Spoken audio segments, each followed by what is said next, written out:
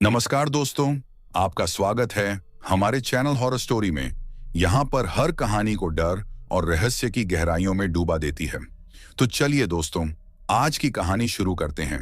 कहानी को शुरू करने से पहले अगर हमारे चैनल पर पहली बार आए तो चैनल को सब्सक्राइब करें। रवि एक अनुभवी ट्रक ड्राइवर था जिसने अपनी जिंदगी का आधा हिस्सा लंबी सड़कों पर बिताया था। एक रात उसे एक दूर दराज के गांव में माल पहुंचाने जाना था। रास्ता सुनसान था, चारों ओर घना जंगल फैला हुआ था और हल्की बारिश हो रही थी। रात के करीब 2 बजे जब वह जंगल के बीचों बीच पहुंचा तो अचानक ट्रक की हेडलाइट्स टिमटिमाने लगी और इंजन झटके खाने लगा। रवि ने ट्रक को सड़क किनारे रोका और बाहर उतरकर देखने लगा। अंधेरा घना था और ठंडी हवा बदन में सिहरन पैदा कर रही थी। जैसे ही वह इंजन चेक करने के लिए झुका, उसे एक औरत की धीमी सिसकियां सुनाई देने लगी। उसने इधर उधर देखा लेकिन कोई नजर नहीं आया। तभी अचानक सड़क के किनारे एक सफेद साड़ी पहने औरत खड़ी दिखी। उसका चेहरा झुका हुआ था और बाल भीगे हुए थे। रवि ने हिम्मत करके पूछा, कौन हो तुम? इतनी रात को यहां क्या कर रही हो? औरत ने धीरे धीरे अपना चेहरा उठाया और रवि की रूह कांप गई। उसकी आंखें गहरी काली थीं और चेहरा किसी जली हुई लाश जैसा लग रहा था। अचानक वह औरत ट्रक के करीब आ गई और एक खौफनाक आवाज में बोली, मुझे मेरे गांव तक छोड़ दोगे? रवि को अपनी धड़कनें तेज होती महसूस हुईं। उसने बिना कुछ सोचे समझे ट्रक का दरवाजा खोला और ट्रक स्टार्ट करने की कोशिश करने लगा, लेकिन ट्रक स्टार्ट नहीं हुआ। अब वह औरत धीरे धीरे ट्रक की ओर बढ़ने लगी। डर के मारे रवि ने एक आखिरी कोशिश की और ट्रक किसी तरह स्टार्ट हो गया। उसने पूरी ताकत से एक्सीलेटर दबाया और ट्रक को दौड़ा दिया। कुछ दूर जाकर जब उसने रियर व्यू मिरर में देखा तो वह औरत गायब हो चुकी थी, लेकिन उसकी सीट के ठीक बगल में गीले पैरों के निशान पड़े हुए थे। कहते हैं वह सड़क कई सालों से भूतिया मानी जाती थी, जहां कई ट्रक ड्राइवरों ने एक ही जैसी रहस्यमयी औरत को देखा था, पर जो रुक जाता था वह कभी लौटकर नहीं आता था। रवि उस रात किसी तरह मौत के मुंह से बचकर निकला, लेकिन उसके मन में वह खौफनाक मंजर अब भी ताजा था। अगले दिन जब वह अपने ढाबे पर रुका तो वहां मौजूद कुछ बुजुर्गों से उसने उस सड़क के बारे में पूछा। एक बूढ़े आदमी ने लंबी सांस लेते हुए कहा, बेटा, तू बच गया, वरना उस सड़क पर जिसने भी उस औरत को गाड़ी में बिठाया वह कभी वापस नहीं आया। रवि का दिल जोरों से धड़कने लगा। उसने पूछा, आखिर ये औरत है कौन? बूढ़े आदमी ने बताया, कई साल पहले इस गांव की एक नवविवाहित लड़की अपने पति के साथ उसी सड़क से जा रही थी। तभी कुछ लुटेरों ने उन पर हमला किया।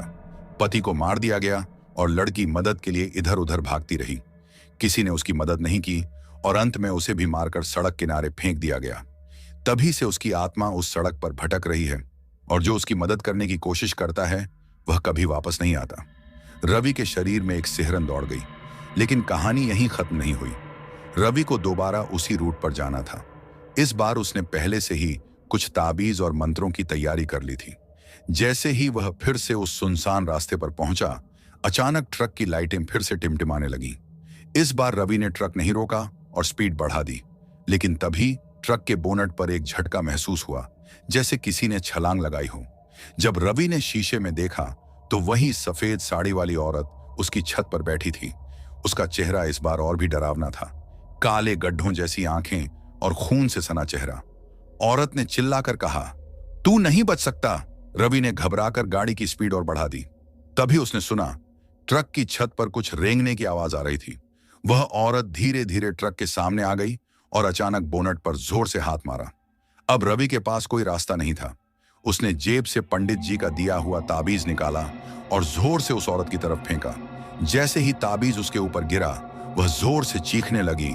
उसकी आवाज इतनी भयानक थी कि रवि के कान सुन्न हो गए और फिर वह गायब हो गई। रवि ने हड़बड़ाकर ट्रक स्टार्ट किया और पूरी स्पीड में वहां से निकल गया। जब वह गांव पहुंचा तो उसके ट्रक की छत और बोनट पर लंबे लंबे नाखूनों के गहरे निशान पड़े थे। रवि अब भी सदमे में था। गांव पहुंचने के बाद उसने ट्रक के बोनट और छत पर पड़े गहरे नाखूनों के निशान दिखाए, लेकिन किसी ने उसकी बात पर यकीन नहीं किया। कुछ लोगों ने उसे डरपोक कहा तो कुछ ने उसे सलाह दी कि अब वह उस रास्ते से न जाए, लेकिन मजबूरी इंसान से वह भी करवा देती है जिससे वह बचना चाहता है। कुछ ही दिनों बाद रवि को फिर उसी रास्ते से गुजरना पड़ा। इस बार वह पूरी तैयारी के साथ निकला। गाड़ी में हनुमान चालीसा रखी, गले में ताबीज पहना और दिमाग में खुद को बार बार समझाने लगा कि वह सिर्फ भ्रम था। रात के करीब 1 बज रहे थे जब रवि उस कुख्यात सड़क पर पहुंचा। जंगल के अंदर से झींगुरों की आवाज आ रही थी और हल्की ठंडी हवा चल रही थी। इस बार ट्रक की लाइटें बंद नहीं हुई, इंजन भी सही से चल रहा था। रवि ने राहत की सांस ली, लेकिन तभी, भैया लिफ्ट दे दो। रवि का कलेजा कांप गया। वही धीमी, ठंडी और गूंजती हुई आवाज। उसने शीशे में देखा, सफेद साड़ी में वही औरत ट्रक के बगल में खड़ी थी, जैसे वह कुछ ही सेकंड में प्रकट हुई हो। लेकिन इस बार रवि तैयार था। उसने ध्यान नहीं दिया और ट्रक की स्पीड और बढ़ा दी। लेकिन तभी उसे लगा कि ट्रक अचानक भारी हो गया है, जैसे कोई उस पर चढ़ गया हो। वह समझ गया कि यह वही आत्मा है। उसने तुरंत हनुमान चालीसा निकालकर पढ़ना शुरू कर दिया। जैसे जैसे वह पढ़ता गया, ट्रक से अजीब चीखने चिल्लाने की आवाजें आने लगी। रुक जा, तू बच नहीं सकता। औरत की भयानक आवाज जंगल में गूंजने लगी। रवि ने आंखें बंद करके बस स्पीड बढ़ा दी। अचानक ट्रक किसी चीज से टकराया और हिल गया। रवि ने झटके से ब्रेक मारे और कांपते हुए इधर उधर देखा। सड़क पूरी तरह सुनसान थी, लेकिन ट्रक के बोनट पर खून के छींटे पड़े थे, जैसे किसी ने वहां सिर पटक दिया हो। डर के मारे रवि ने गाड़ी दौड़ा दी और गांव में जाकर रुका। इस बार वह सीधे मंदिर पहुंचा और वहां के पुजारी को सारी बात बताई। पुजारी ने गहरी सांस ली और बोले, अब वह आत्मा गुस्से में आ गई है। अगर तुमने उसे शांत नहीं किया तो वह तुम्हारा पीछा नहीं छोड़ेगी। रवि को समझ नहीं आया कि क्या किया जाए। तभी पुजारी ने कहा, तुम्हें उस जगह पर जाना होगा जहां वह मरी थी और वहां उसकी आत्मा की शांति के लिए अनुष्ठान करना होगा। रवि पहले तो बहुत डरा, लेकिन उसे लगा कि यही एकमात्र रास्ता है। रवि अब जान चुका था कि जब तक वह आत्मा की शांति के लिए कुछ नहीं करेगा, तब तक वह उसका पीछा नहीं छोड़ेगी। डरते डरते उसने गांव के पुजारी से पूछा, पंडित जी, मुझे क्या करना होगा? पुजारी ने कहा, तुम्हें उस जगह पर जाकर उसकी आत्मा के लिए प्रार्थना करनी होगी जहां उसकी मौत हुई थी। लेकिन ध्यान रखना, अगर तुम डर गए या कोई गलती की तो वह तुम्हें भी नहीं छोड़ेगी। रवि का शरीर कांप उठा, लेकिन अब उसके पास कोई और रास्ता नहीं था। मौत की जगह पर जाना। अगली रात रवि ने हिम्मत जुटाई और अपने दोस्त किशन को साथ लेकर उस भयानक सड़क पर पहुंचा। दोनों ने हाथ में दीपक और पवित्र धागा ले रखा था। पुजारी ने समझाया था कि जैसे ही वे वहां पहुंचे, दीपक जलाकर आत्मा की शांति के लिए प्रार्थना करें और माफी मांगे। रात के 2 बजे रवि और किशन सड़क के किनारे पहुंचे, जहां गांव वालों के अनुसार वह लड़की मरी थी। चारों ओर अजीब सी ठंडक थी और हवा भी रुक रुक कर चल रही थी। जैसे ही उन्होंने दीपक जलाने की कोशिश की, तुम यहां क्यों आए हो? वही भयानक आवाज हवा में गूंजी। दोनों के शरीर में झुरझुरी दौड़ गई।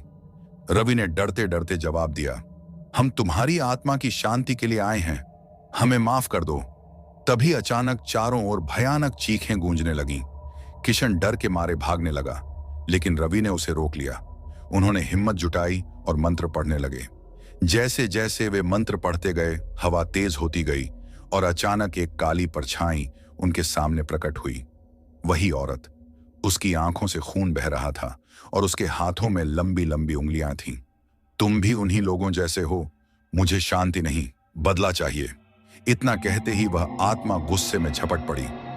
अचानक हुआ चमत्कार। रवि ने कांपते हाथों से गले में पहना ताबीज निकाला और जमीन पर रख दिया। जैसे ही ताबीज जमीन पर पड़ा, वहां अचानक एक जलती हुई लौ प्रकट हो गई। आत्मा जोर जोर से चिल्लाने लगी, नहीं नहीं, मुझे जलने दो।